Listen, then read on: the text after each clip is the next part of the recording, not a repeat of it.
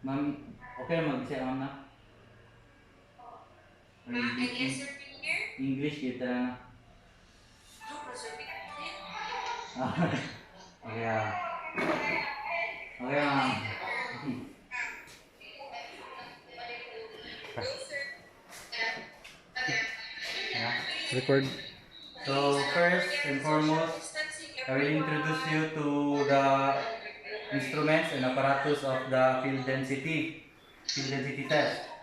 First, we have the balance. We have two balances ng 10 kilograms o 500 grams capacity. 10 kilograms kay 1 gram ang accuracy, then sa 500 grams nabot tayo nga balance. We also have the moisture cans para makakuha sa itong moisture content. We have the digging tools here, and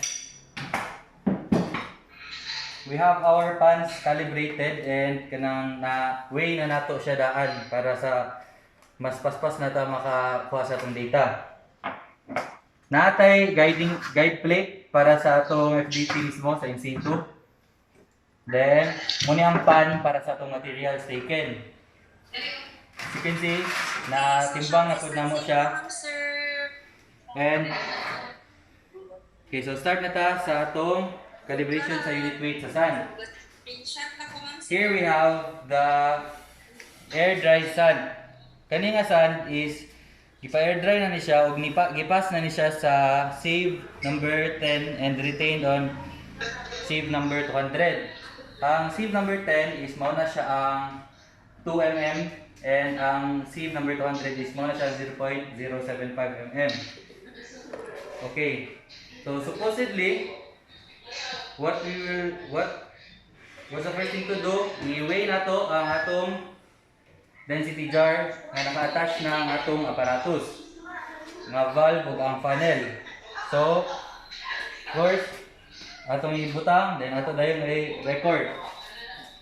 Muna siya atong makita sa number 2 sa atong sa atong worksheet. Atong butang.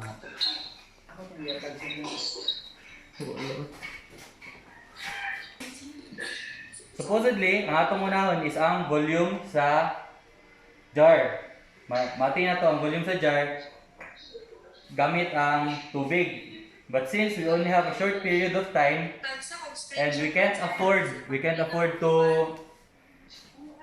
use the time nga unahon atong tubig kay mabasa man ang atong balas. So atong baton is unahon lang sa nato ang atong balas. So first, record the weight of the container. The container alone and the funnel, we have 1,672 grams. So ready na ta para makuha ang atong container filled with sand. The container filled with sand. First, we close the valve. Then, we fill the funnel with sand.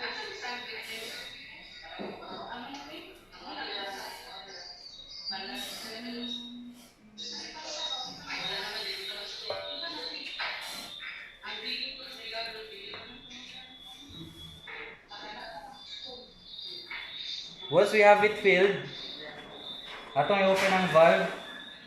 And as you can see, gamove down ang atong sand. Once it reaches the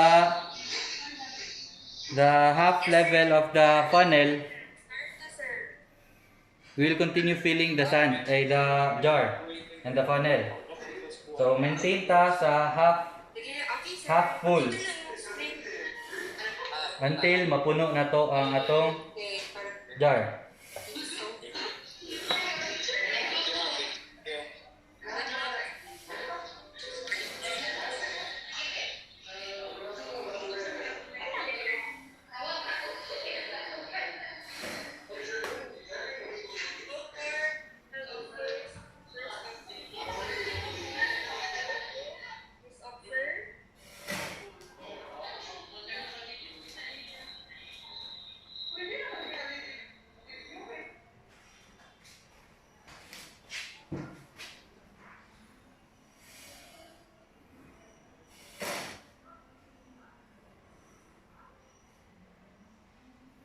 As you can see, nanata sa almost half sa foam density jar. So, sa akong gingon kanina, supposedly, una na to kuha ng tubig kay para makuha na to ang volume sa jar gamit ang given density sa water nga 1,000 kilograms per cubic meter. Pero, giuna na lang sa nato ang sand kay pwede naman nato iuli niya. Pero akong ibutang nagyapon sa written procedure ko na unsa gid ang proper o sakto nga sequence.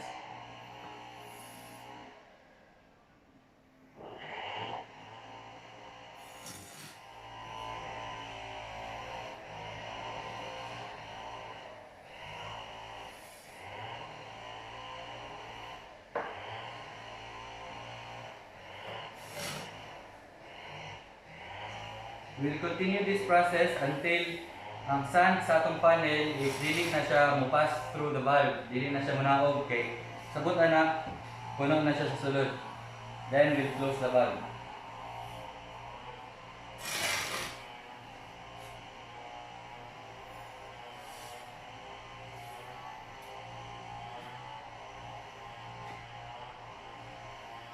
So, ang atong timbangan nila gamit is supposedly 10 kilograms na capacity with accuracy of up to 1 gram. Pero since ang atong available nga scale dire is 30 kilogram capacity and 2 grams accuracy lang, we will make use of what is available na lang kay mura bilang available sa mga laboratory. So, pakita ang ganito. Pakita na to. Wala na ni move ang atong sand. So pasabot puno na ni siya taman dire sa atong valve. Pwede na nato ni siya i-close. Close na to. Then iabo na to or i-remove na to ang excess na sand para ato nang tibawon balik.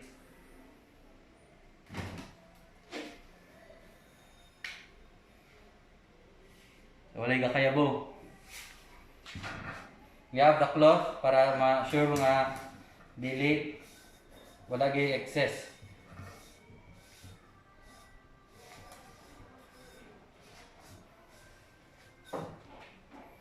So next step, ato na pud ni siyang timbangon. Then record. We have 9,592 grams for the container filled with sand. Okay. So since makita nga nato nga kailangan man nato ma-determine ang weight of sand sa sulod no kung puno siya. So what we do is atong i-subtract ang atong weight sa filled with jar then weight lang sa container lang siya alone. So 9,592 minus 1,672. So ato nang i-subtract, we should get 95 minus 16, 4, 75, 73. 7,920. Okay. We'll make use of this data na lang po. Mo-jump ta sa atong calibration sa mass of sand to fill cone and plate. Okay. So, ato ibutang dire and make sure na ang pad is flat siya. Okay. Muna siya ang murag surface sa atong item 200 kung mag-FDT na ta. So, muna siya gamiton sa mass jar and sand na before pouring. Okay? So mass jar with sand same lang dito sa method 9,592. Dalihon na to kay nganong gingon nga sa residual sand mabalan nato ang sand in cone and plate. Ang cone kani in plate kani kay naa pa man siya space na mabutingan gihapon sa sand diri dapit. So, ito na i-pour sa atong tray. Okay. Open the valve.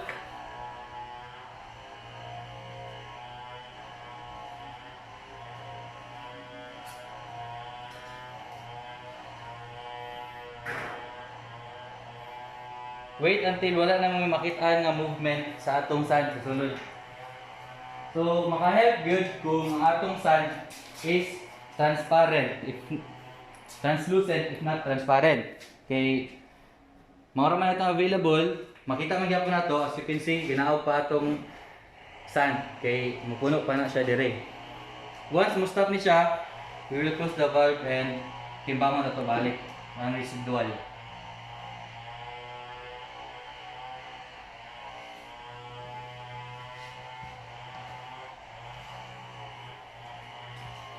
Mas makatabang pod kung naatay mga markings dire. Pero mao man siya ang available sa mga laboratory and I made use of it. Okay?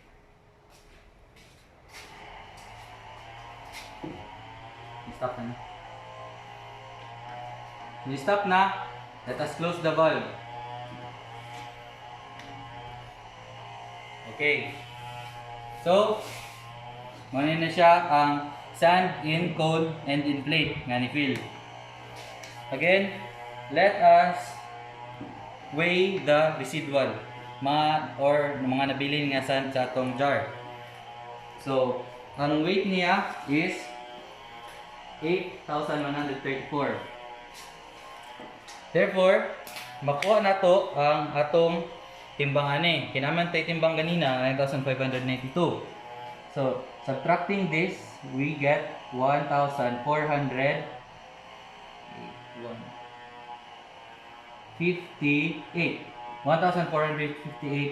grams for our sand and cone and plate. So, we have all the data except for the volume of the container. Again, how do we get the volume of the container? In order for us to get also the unit weight of the sand, we make use of water. So, pwede na ta magtanggal sa atong sand. Okay.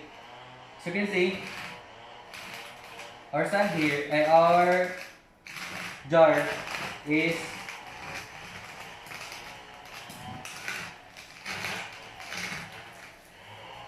has very little pores. That's why kailangan itong stopper once magbutang na tag tubig kay mo lapas mo siya dire, maawas-awas sa gapon siya dire, sa gawas. So we'll make use of our Teflon tape as stopper mamaya. So, next, itanggalan na ito ang balas.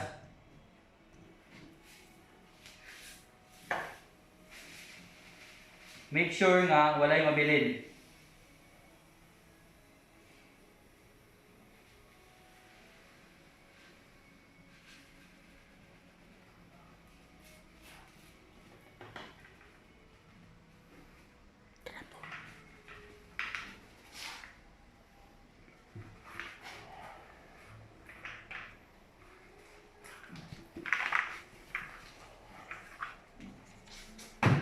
Also remove the excess from the valve.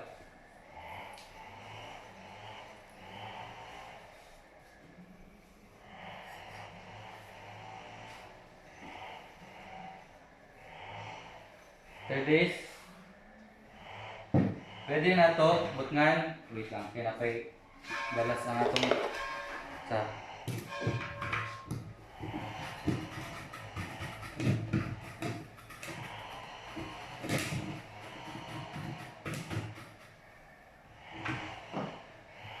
natay Teflon tape pang stopper sa atong sa atong kani.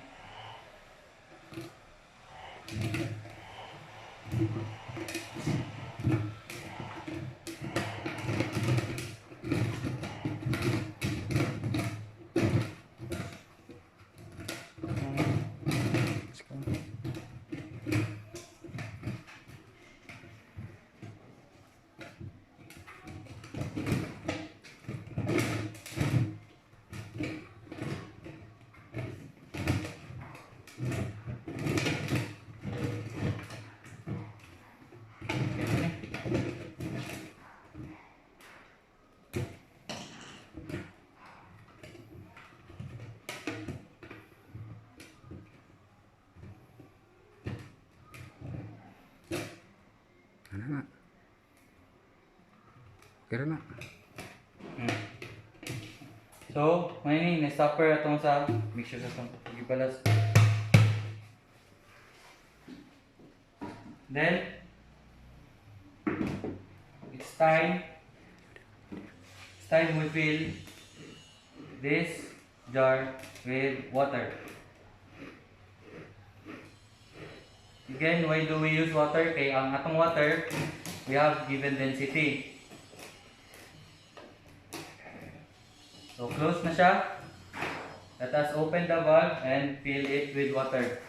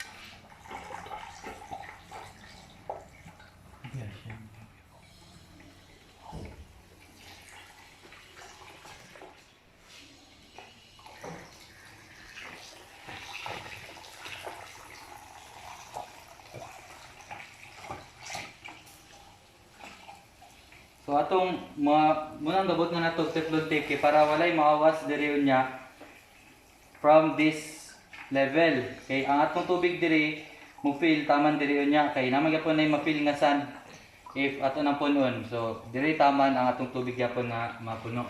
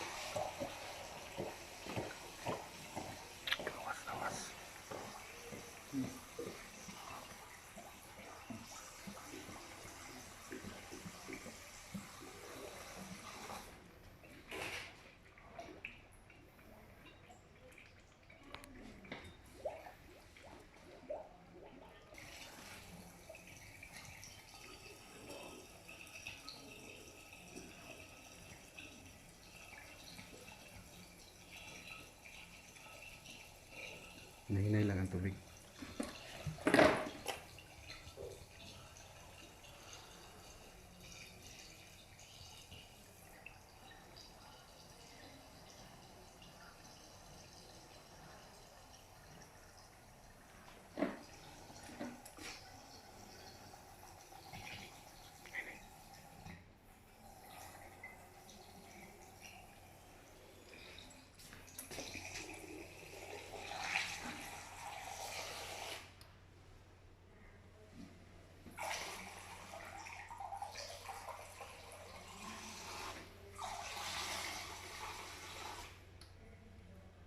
So, makita na to nga dili naga-move ang tubig. Ato na i-close ang valve. Okay? And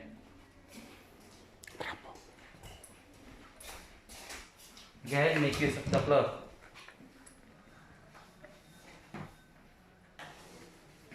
Kuha na to tanan. Tanan basa.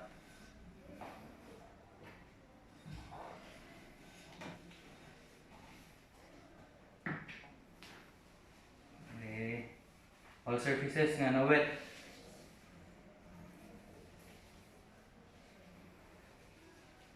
Okay?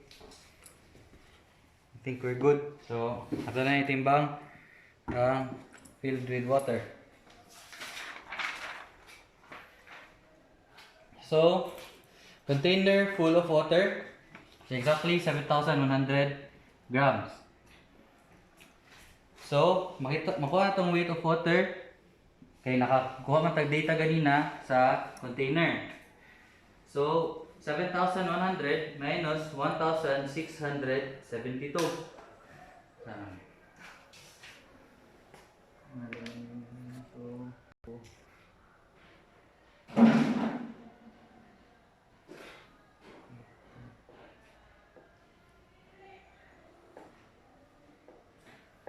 5,428.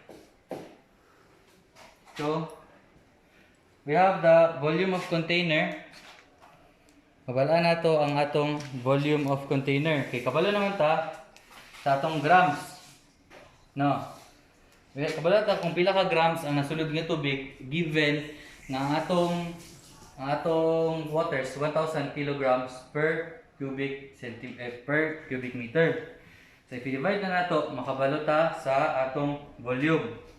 Then we will be able to get the unit weight of the sand. So grams per cc is equal to, muna na siya ang volume sa atong water. Ang atong water is 1 gram per cc. So ang ato na nangyay sa dire, muna na siya ang volume of water mismo, 5428. So 5428 divided by ang weight of sand na din ang atong i-divide sa atong unit sa atong volume of container. Parang ba na to ang unit weight sa atong sand.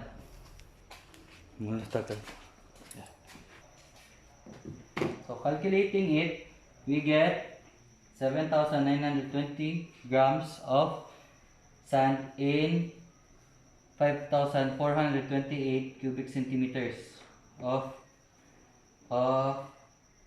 container.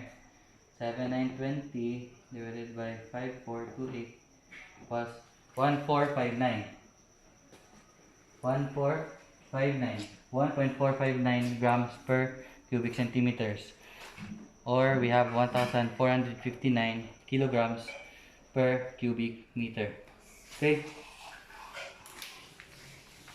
I think we all have our data calibrated. Nanatay unit weight sa sand, nanatay volume sa atong container, nanatay sand and cone and plate. So, good, and that's all.